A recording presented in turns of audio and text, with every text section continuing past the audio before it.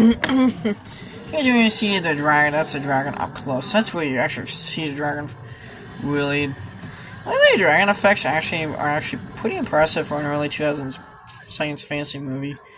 Honestly, now this movie didn't have the budget like Lord of the Rings or Harry Potter, but it had a bigger budget than Dungeons and Dragons. So, well, I think Dungeons and Dragons honestly has the better looking effects in my opinion. Well, I mean, with Dungeons and Dragons, mainly because of nostalgia that I haven't watched that movie as a kid, so I prefer that over the dragon effects in this movie. So, okay, before you go, wait, dude, but Zachary, dude, Radio Fire is like a more like movie than Dungeons and Dragons. Okay, I'm aware of that, but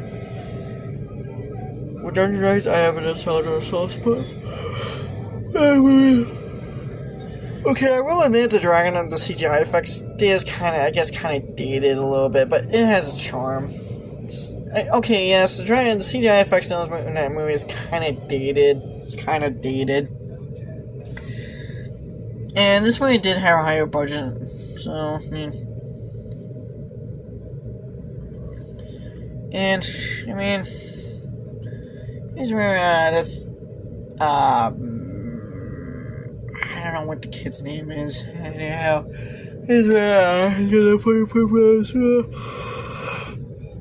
Queenie goes back to the goes back to basically her temple kind of hideout, kind of sanctuary. He goes back to her sanctuary. Here's our Creedy.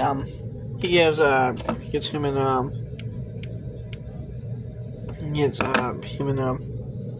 I think it's supposed to be like alcohol or something. I think it's supposed to be alcohol. He's gonna take a few drinks. That's Creedy right there. Was played by Gerard. Yeah, that's Creedy right there. Was played by Gerard Butler. Like I said, this is kind of one of Gerard Butler's kind of early. This is before he was in 300.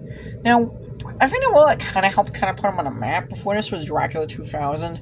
He played Dracula in a movie. Yeah, he was he was Dracula. He was Dracula in that movie. A lot of people tend to forget there was actually about Dracula 2000. Mainly because it's kind of, I mean, I think it's like one of those movies that a lot of people say is kind of a product of its time and kind of outdated. Because it's got like so many 2000s.